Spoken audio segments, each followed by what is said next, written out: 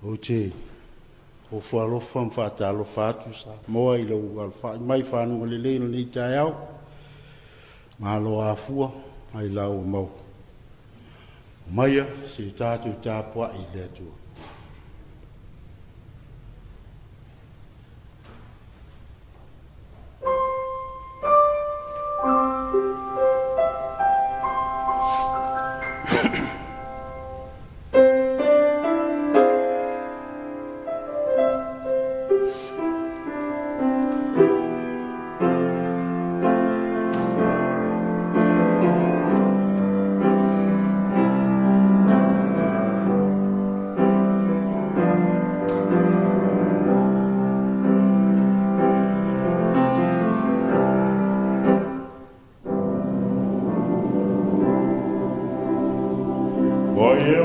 Tonu la mato upu e tau lungu atu. Ufalia ia te aile a aolele.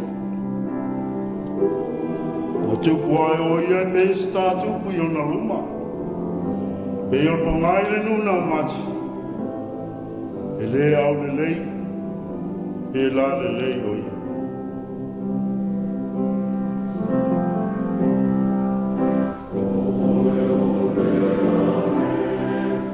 A tātou wawa ai a te ia.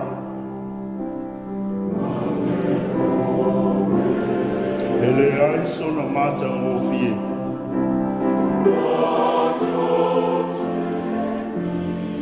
Nei a tātou mane na o ai a te ia. E mori wana tau ave o tātou whanoa noa.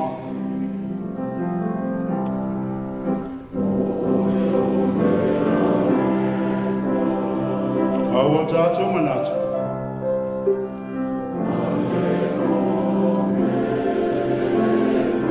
Ko hia wa taia.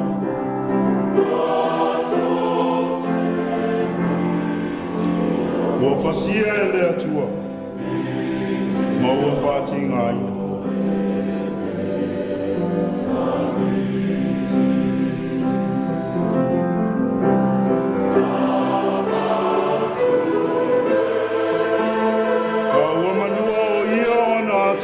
Soltu la fono. Wa momo ia ona wa tātou a miolea.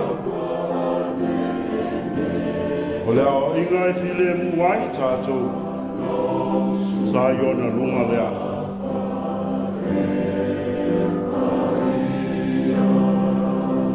Ona whalawala fo. O malo lo ai tātou.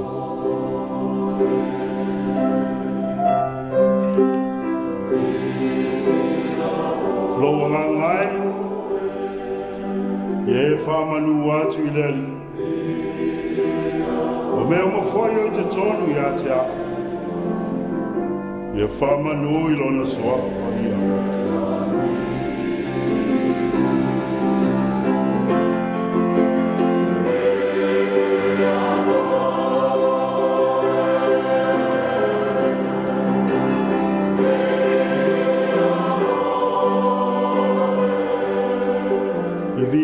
O tau le li.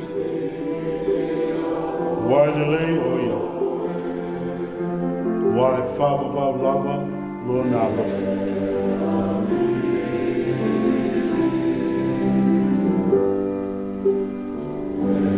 Pai mai alo mana le li elo mātua atua. Se e fisosoani lo mātua whātau vāma lo mātua le ato toa. E whātino ai la mātua le Tapua'iga. Ia maua se vi inga o lau fio le li e ilo suafa Yesua mātu talo tuai. Amen. O le pese sa angia mo tātou. Le lofa o Yesu.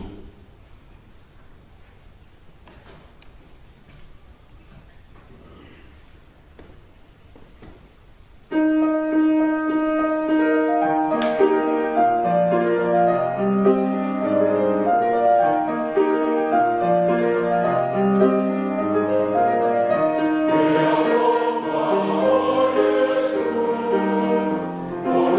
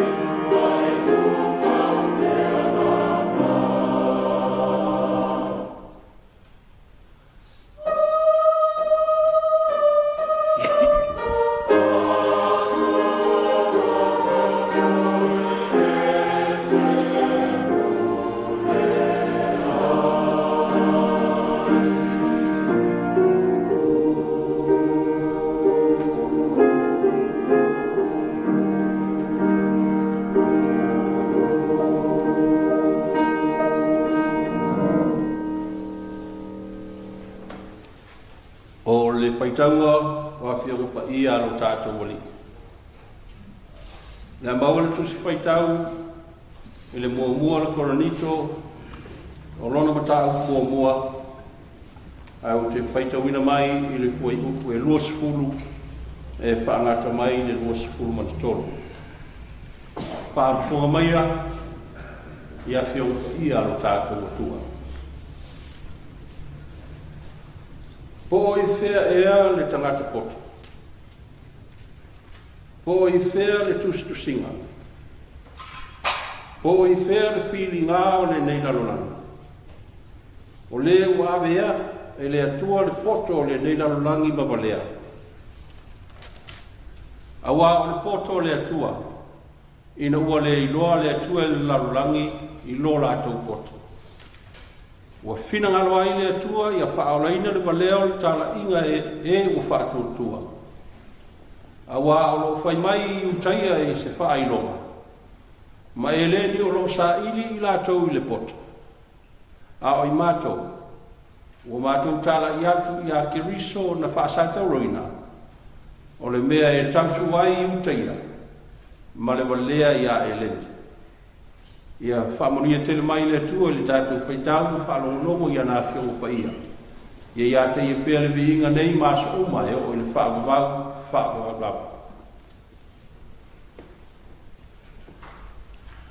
O sina upu e whaavai nai se manatu le nei Taeao fōu le soafa mamanu le atu o tō klasa pa ia le te māle alo ma le rāsa. Amen. Ua whia whaanga ina le whaiupe luas fulmani tolu. Tuisi sa whaitauina, whai mamatua, e whapelo na whaitauina. Au e mātou, o mātou tā lai atu ia ke riso na whasa atauina. O le mea tausi ai e li utaia, ma walea ia ele. Au tū o le ni aso e ale whasinonga, al tuisi whaitau aso whaupuina, tātou fola atu le ke riso na whasa atauina. La fu mai o le roe e kale si kerisiano malana ana watau o lo whawai a Yesu keriso malana tala le leile o lo tanga. Te manatu sali o fingo fie le lava tala ingai loto ma manatu o e sa moe whaalongo iai.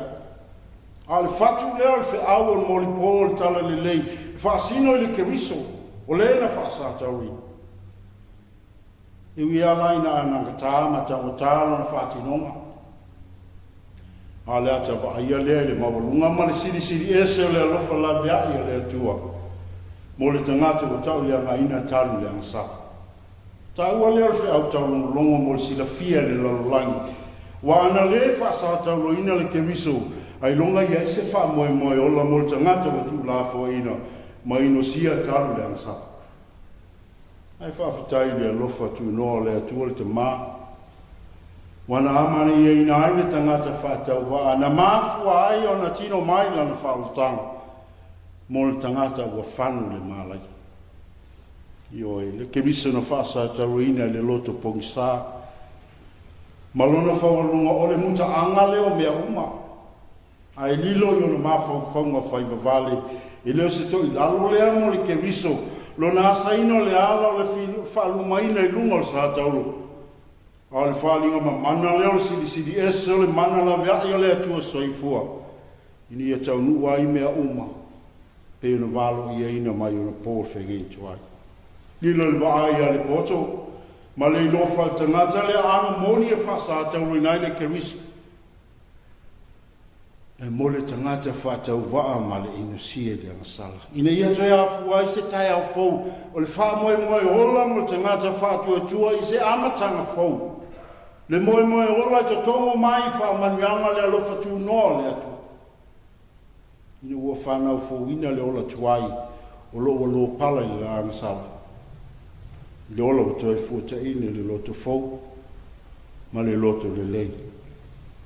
E a fua mai o sala mo whatua tua i le keriso. Le alii ma le whaola. Le nā tātou fola atu le keriso. Na whasa tau ina. Le a whea e Paulo le ai o Korinito i lana malanga Faamisionare rona lua i le tausanga 5 se furu.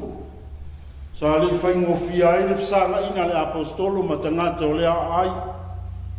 Alan sa le ni o le langa ina le o whale ie mai pa o le manu le o le oti. Ma whaatau atu i maketi. Ese ina whai ma paanga atu ai le nungali o akula mpisila. O lo ngalu ina foi lea lava ma tata. Ile tau mate o se whasinonga foi lea mo le apostolo. Ilana ngā luenga whaatala le leina. Mafua ai o le whaatuina le kalesia keusianu i te tonu korinita. Eita. Ile isolonga le leima file mu mea uma. Ile winga whaasau sili ma le te teo tangata mai se ele wasenga ta walewa ma le mau mea. Ono lo lato whawalunga le te mao ainga. Ila le tino ma le mafau whau.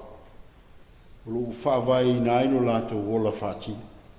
E whai voi la le whawalunga tangata e leni le poto sa la lau. Malona ata mai ma ta upu whaasale masau. A o si sasa foi al tangata iutaia. Whawai lona i loa tula whonu tau Tapua'iga Israel. Nā fua mai ona po mose i le vai tau le soki. Pisa i o vai ngai o fite na i ai. Ma le mawai se so tanga le lei ma le mawhana whana. Wo ai lava i tau a whai nei ma le so i fua sto ino pau. Ma whanga le tua e le apostolo le ai o korinito. Whawa watu lan balang wha missionary. Se i pa ia e fesu. Pita. Le mapo e le ola whingā le apostolo. Malona nau nau alofa o i le kalesia i korinito. Ma fuanga fui lea. Tingana si la fia le apostolo ma fuanga. Na ese mai korinito. Ai le whaatafa i lava. Luna nganga nau nau ta. Ma le alofa. Ina walongo tala i le tūlanga ngonga lo atia o lo alia i te tono le kalesia i korinito. I le whewai ai ma le whetu iai, le whewhuri tua, kai nane le tustu silima ma le whailonga tangata. E le tue no fua i le apostol. O tusi lo le kalesia korinito. I ni asu nui tonu le loto le mautonu. Le whiau mori po le tala le lei, le alofa tu no le ato soifua le tama. Lana apopo inga la lea mo le kalesia. Tātou whola atu. Ke viso na whasa atau ina.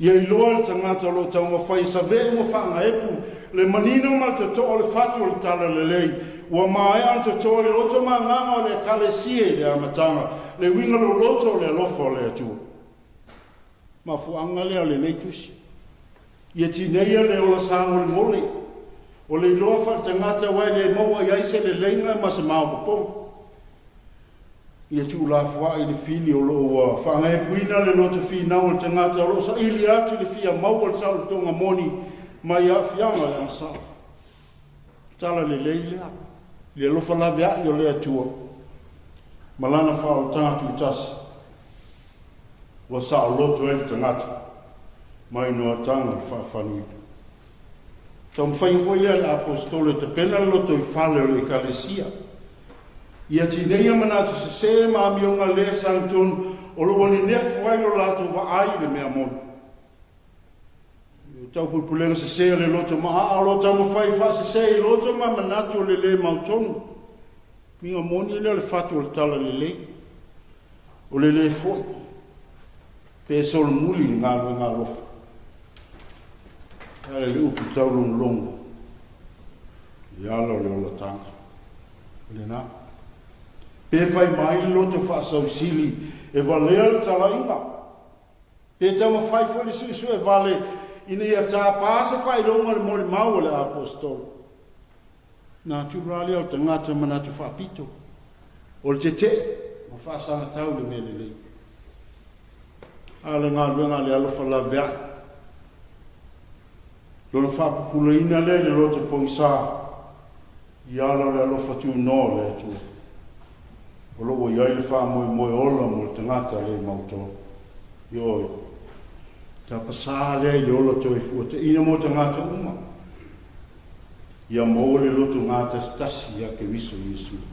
O le whatu leo le wha au moli po. I le lofa tu no le atua na whani tino mai le ke viso na whasa atauri. I le so wha tasi tangata uma. Whatu i tuanga tasi.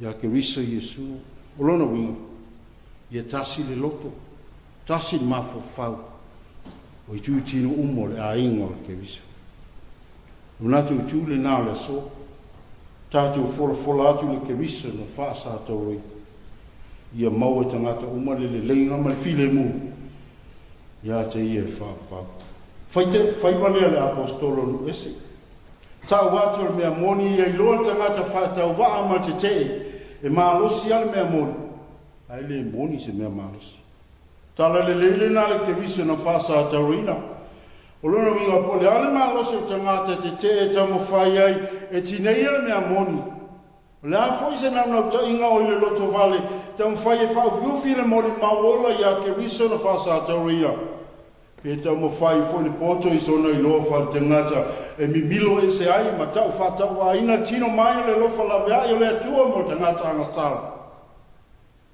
le mawhai lama an tui titia pe tinei ai le maalosi le mea moni le ke riso na whaasa tau reina mo le tongi o la ino le tangata angasala io e le ausoi a ke riso ia ilo le tangata alo na whatau vaa malona le ato atoa i numo le siri ese o le poto ma le ata mai na whaatino ai le atua soifua lana whaolatanga mo le lalolangi angasala moni au le anga ma whaatau vaa le whasinonga le sa tauro i manatu le tangata whaasau sili e whapea fo i mata ngā mai no sia fo linga wa ai o le sa tauro whaatino ai le atua le olatanga mo le lalolangi angasala ia tātou iloa o fōringa papau ia mai ngau i o le iloa whaatangata po i sā o le alofa tu noa le atua. O ia e Samoa ma lau whaafonga anga mai nei Taeao fau. O tua lalo le apostolo nu ese mo le kalesia i korinitu. Tā ua o le alofa sa ili ma le alofa la vea i o le atua. Na whaali tino mai a ke riso Iesu. O le na whaasa tau reina mo le tongi o reina o le tangata masa. O te manatu. O le taula fo i lea. Ia whai matanga vai mo le wha moe moe ola le tangata ke wisianu. O whanau fo ine le lo fo mai a ke riso. Malona alofa la viai mo le lala. O halawa lani whai vai ina. O a fo ni au lape wha sanga tau mai e lui tau ina ai lo tātou wha moe moe ma lo tātou walau ina. Awa lava ni ngalo le fina ngalo alofa le atua. Nasa ina ai le ke riso le fita le ala le Kalevario. Ini ia tasi tātou uma. Ma ia i lona alofa tu noa e wha. Wha moe moe ma walunga fo i leo tangata wha tu tua. I le moe moe fo le ola fo ia ke riso. Ma o le whai tu toa matala fo i leo le so tanga ma whana. I le vāo le tasi i le isi o nuisu a tangata. Ina ua tasi tā ua i lo tā ua tā. O tā ua o le whanau o le atua. O le poto foi ma te mau ainga whale maa whau. O mea lofa ina fo ina mai e le atua. E whai ma whasi nonga i le ala tanu. Nā te tautolo ina lo tātou vai ma lo tātou whatau wa. Ia tātou i loa le atua ma lona whina ngalo whatou tonu fulau. O lona wingo. Iau ia i tātou, an whao ngāta tau ina lea man bia molvi inga le atua. Ai le mo te ngata. Ina nei whao e le atua le whamurianga mai i tātou. Ina wa tātou le iloa le atua ma lona alofa tu noa. Ana mau ule o le ola, ma losi o lua tātou sapi e ni. Fi au lea le ola tanga, mai le atua mo te ngata angasala. Nā fua mai le ke riso, na whaasa tau ina. Ai tau lunga luna, toi soi fua manu malo mai le oti mani tunga mau. Whatu leo fi au tala le leile ke riso na whaasa tau ina. Ma le wha moe tu tasi, ia ti nei ai le fe furi tua, ma le fe tu ia o le tasi le isi. Ai ia mawhai ana maua tangata uma. Le linga ma le fe alfaninga. Le tino, loto, ma fau tasi. Ia ke riso Iesu le li ma le whaola le lalai. Ai ngai o le atu. O le fe au le nā mu tātou le ni Taeao fo. A le asa ue whatatau. Le au tua le ni asu. Alofa mai le atua i lava singa ma whai o le yasa. Te au tai le atua i o te wala Manuia te ma whai wala whenga ia. O la maro ina fwisia mātou au lotu nei o tahu. Le alofo le atua. I tu mau atu pēr le atua koto e tu atasi. Lona lava viinga. E masa uma e whāwha. Amen. Le ari ie lo wale. Le ua pele i atia. O te ngā walofa nei, i lo whālava au. Pese tau sunga ka. Api tau pese au.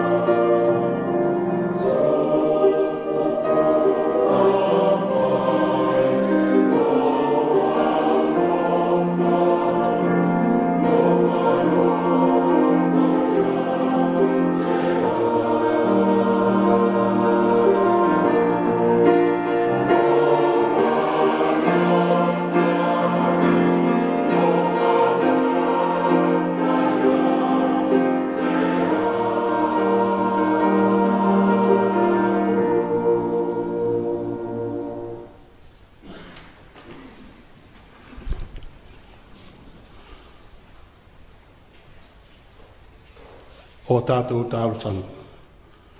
le tatalo whawhitai, whāto e senga, ma leo nisi o tātou mana. Se o tātou i fō ma tatalo i lea tō. Lea tō siri e se, o ai e se ua tusa ma la ua fio i le wāua tō. O ai se ua tusa ma la ua fio o le siri o na paia. O le matautia i vi inga. O le atua, whai vāwenga. O la upuma mana na e fōa i mea umai le amatanga, ina wai whetala i ane, o na iai lava lea. Le atua o le alofa fua, ma le alofa muti vale. O halafa ia e Samoa i le matanga o fie, ma le tō whimaria i le nei atofo, o no lo alofa. Lo au mafona sa e tausi ai, ma mamutia, a o iai ma lo longa o le pongi sa o sola. O mātou wala usu ai e ofo ina atu le taulanga whawhitai, e sula ina ai lo alofa ma lo whamaoni, ma vi ia lo sua whapa ia, ma whamanu ina pea, lo ma manu siri ese. Whawhitai lo alofa whapale mai, lo alofa whatama, o wawe le tu lafo ina Samoa. Whawhitai lau tau singa ma lau taita inga manu ia Samoa, i le whōlaunga o le nei tau sanga.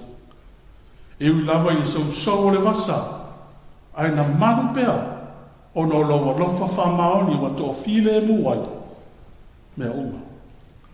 Whawhitai no le ka le sia i le whi au o le tala le nei, i le tō matawina, le tau longo ina, ma tāla i pēr lava pēr, mō le whamoe ola o lo ia ke wiso Iesu. Whawhitai le ola ma le manosi, o e whaoloi nai lau whanau mō tiuta ma whaiva, o e te tofi ai le soifua ma le ola. Whawhitai manuia o le masino mara e te mai, mō lo mātou ola i so se ala o mātou whaangaina, ma manuia ma le lei ai. Whawhitai ma vi ia nā ua fio o no le nei ala ata ma lana au nanga. O susuru atu ai lau tala le nei o le whaolatanga, i so se tafa o le nei alo rangi. Whawhitai o no lau tusi pa ia, o le tusi o le ola. E whaatonu fo lau ai o mātou wala, ma whaapoto ai i mātou i lau ami o tonu. Whawhitai lo wanganga pa ia o lo mātou whisosani sili mana, e ngā lue ina o mātou loto whatu, ina ia e a fio tu mauai. O le whawhitai sili o no Iesu ke wiso lo wano pele to tasi, le ali i ma lo mātou whaola. O na soifu o pa ia ma le pōna, na ia osi ai le tausanga me taulanga e tasi ai afi, e ale no na maliu pōpō ngā tia le sātau, ina ia whaola ina le tangata le iloa, ma toi lalo popo i angsa. Ia vi ia lo sua whapa ia, whaapale ina le mamanu, e o i le whaamawau. Le atua ami o tō nue, o se mea lawa e tāti e malai o mātou wifo ma to ele atu i la o fio, o mātou roto, o ma maulawa maala o lo alofa.